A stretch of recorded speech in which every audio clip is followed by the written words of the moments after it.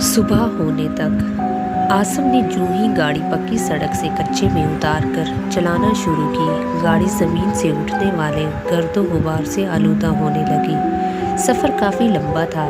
आसपास कुर्बो जवार में आबादी का कोई निशान तक न था। आसिम के साथ इसका मुलाजिम सरफराज भी गाड़ी में मौजूद था। दोनों की उम्रों में कोई ख़ास फ़र्क नहीं था। आसिम एक साहिब हैसियत, पढ़ा लिखा, खूबसूरत जवान आदमी था और इसका मुलाजिम सरफराज भी तालीम याफ्ता था, जो आसिम और इसके वालिद के कारोबारी मामलात को संभाले हुए था। सरफराज की नज़र दूर चलने वाली चंद खानाबदोश लड़कियों पर पड़ी। कच्चे में इनको गर्द आलूद सड़क के साथ साथ सख्त प्यास भी सता रही थी। सरफराज ने खानाबदोश लड़कियों को देखते ही गाड़ी का दरवाज़ा खोलकर नीचे उतरते हुए अपने मालिक आसिम से कहा, काम बन गया है, आप थोड़ी देर यहाँ रुकिए, मैं पानी का इंतज़ाम करके वापस आता हूँ। सरफराज ने लड़कियों से पूछा, क्या वो इन्हें पीने को कुछ पानी देंगी? मैं खुशी से पानी पिलाने का मुआवजा भी अदा करूँगा। तो लड़कियों में से एक ने तंग आकर कहा, बाबू चलते बनो, बाबू चलते बनो, कोई और काम है तो बोलो, यहाँ पानी इतनी आसानी से नहीं मिलता, मील भर के फासले से जाकर पानी लाना पड़ता है। इन लड़कियों के दरमियान में खड़ी एक लड़की ने सरफराज से मुखातिब होकर कहा, बाबू मैं आपको पानी पिला दूंगी, मुझे किसी मुआवजे की भी ज़रूरत नहीं। इतने में आसिम भी गाड़ी चलाते हुए इनके पास पहुंच गया। इसने लड़की की बात सुन ली थी। इसने लड़की से कहा कि वो पानी की कीमत ज़रूर देंगे, क्योंकि पानी इसने मुश्किल से हासिल किया होगा। पानी लेने के बाद आसिम ने 100 रुपए के 3 नोट निकाल कर तीनों लड़कियों को देकर इनका शुक्रिया भी अदा किया। सरफराज ने गाड़ी में पानी डाला। जो ही वो पानी डालकर फारिग हुआ तो इसकी नज़र गाड़ी के टायरों पर पड़ गई। गाड़ी के दोनों टायरों में हवा निकल चुकी थी। अब इनका आगे जाना भी मुहाल था। लड़कियां अभी तक वहीं खड़ी थीं। इन्हें परेशान देखकर पानी देने वाली लड़की बोल पड़ी, क्या हुआ, परेशान क्यों हो? आसिम ने टायरों की जानिब से इशारा करके कहा, इनकी हवा निकल गई है और इनका आगे जाना मुश्किल हो गया है। लड़की ने जवाब में कहा, साहब आप फिक्र ना करो, यहाँ से थोड़ी दूर हमारी झोंपड़ी है, वहाँ चलो, मेरा भाई शहर से हवा भरवा लाएगा। सरफराज गाड़ी के पास ठहर गया और आसिम इन लड़कियों के हमरा चल दिया। वो लड़की जिसका नाम भोली आसिम के साथ साथ थी, बाकी दोनों लड़कियां आगे आगे चल रही थीं। भोली ने आसिम को अपनी झोंपड़ी के अंदर लाकर एक चारपाई पर बिठाया।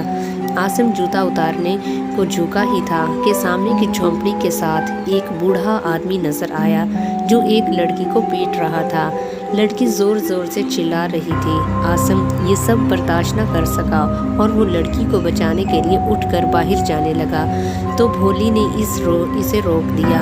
भोली ने बताया, साहब ये यहाँ रोज़ का मामूल है, आप मुँह हाथ धो लो। आसिम भोली के हाथ में कीमती साबुन देखकर हैरान रह गया। इसने आसिम को एक तौलिया भी ला कर दिया, जो बिल्कुल नया था। वो और हैरान हुआ। भोली ने आसिम से मुखातिब होकर कहा, साहब आप हैरान ना हो, हम भी इसी दुनिया के वासी हैं।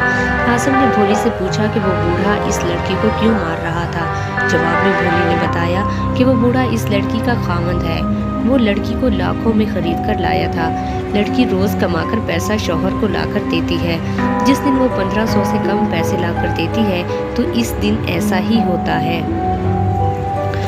वो औरतें गधा गाड़ी से उतरी तो उनके शौहर उनकी रकमें वसूल करने लगे। ये सब देखने के बाद आसिम ने भोली से पूछा कि बिजली कौन है। भोली ने जवाब में बताया कि बिजली इसके भाई की बीवी है। अक्सर दोनों मियाँ बीवी के दरमियान झगड़ा रहता है और बिजली 1-2 दिन के लिए गायब हो जाती है। हमीद ने अपनी बहन से इस अजनबी के मुतालिक पूछा तो इसने कहा, भाई थोड़ी दूरान की गाड़ी खड़ी है, भाई थोड़ी दूर इनकी गाड़ी खड़ी है और इनका साथी भी गाड़ी के पास है। इनकी गाड़ी के 2 टायरों की हवा निकल गई है। हमीद ने एक शर्त रखी कि आसिम टायर वापस लगाकर अपनी गाड़ी में इसको बिठाकर बिजली को ढूंढ देगा, क्योंकि हमीद को बिजली से बहुत मोहब्बत थी। आसिम ने ऐसा करने का वादा कर लिया था। भोली ने आसिम को बताया कि इनके रस्म व रिवाज के मुताबिक अगर कोई मर्द किसी औरत से शादी करना चाहे तो वो इसकी कीमत लाखों रुपए अदा करके ही शादी कर सकता है। ये इसलिए कि इनके यहाँ लड़कियाँ कमाई का जरिया है। मेरे भाई हमीदा ने भी लाखों रुपए अदा करके बिजली से शादी की। आसिम ने भोली से सवाल किया क्या वो भी कुछ कमा सकती हैं? भोली ने जवाब दिया, बाबूजी, अजान की पहली आवाज़ सुनते ही हम सब लड़कियां अपने काम धंधे पर निकल जाती हैं। अगर वक्त पर हम अपने अड्डों पर पहुंच जाएं तो 1000 से 2000 कमाना हम लड़कियों के लिए कोई मुश्किल काम नहीं, क्योंकि अक्सर मर्द पैसे देने के साथ साथ अपने दिल का हाल भी सुना देते हैं। जब शाम को हम घर वापस आती हैं तो घर आते ही सब कमाई हमें मर्दों के हवाले करना पड़ती है। यही रोज़ का मामूल है। भोली ने आसम से इसकी ज़िंदगी के हालात का पूछा तो आसम ने इसको जवाब में बताया कि वो शहर में डॉक्टर है। इसके वालिद भी बड़ी कारोबारी शख्सियत है। यहाँ से 7 किलोमीटर दूर एक गांव दुनियापुर है। वहाँ के चौधरी मेरे वालिद के बचपन के दोस्त हैं। मेरे वालिद की शदीद ख्वाहिश है कि मैं इनके दोस्त की बेटी से शादी कर लूँ और मैं इसी गर्ज से चौधरी साहब की बेटी को देखने दुनियापुर जा रहा हूँ, मगर रास्ते में गाड़ी खराब हो गई और अब मैं आपके सामने हूँ और शायद यही मेरी मंजिल है। इनकी बात जारी थी कि भोले के भाई हमीद आकर बताया कि साहब गाड़ी एकदम तैयार है, आप अपना वादा पूरा करें और मुझे बिजली ढूंढते। आसिम, सरफराज और हमीद गाड़ी लेकर शहर रवाना हो गए। एक चौराहे पर इन्हें लोगों का हजूम नजर आया। पूछने पर मालूम हुआ कि किसी लड़की की लाश पड़ी है जिसको एक कार सवार फेंक गया है। लड़की के इर्द गिर्द 500 और हज़ारों के कई करेंसी नोट बिखरे पड़े हैं और लड़की का चेहरा भी मुकम्मल कुचला गया है। ये सारी बात सुनकर हमीद के मुंह से चीखें निकल पड़ी। वो सोच रहा था कहीं ये इसकी बीवी बिजली की लाश ना हो। पुलिस ने जल्दी से लाश पर कपड़ा डाल दिया और ज़रूरी कार्रवाई के बाद लाश एम्बुलेंस में रखवा दी। यूं ये लोग लाश न देख सके। इन तीनों ने वापसी का सफ़र किया तो सूरज की किरणें ज़मीन पर पड़ना शुरू हो चुकी थी। जब ये लोग वापस पहुँचे तो हमीद आगे चल पड़ा। जो ही वो अपनी झोंपड़ी में दाखिल हुआ तो इसने देखा बिजली वहाँ मौजूद थी और बेटी को दूध पिला रही थी। खुशी से इसके मुंह से चीख निकल गई। इसने रोड के अपनी बीवी को गले लगा लिया।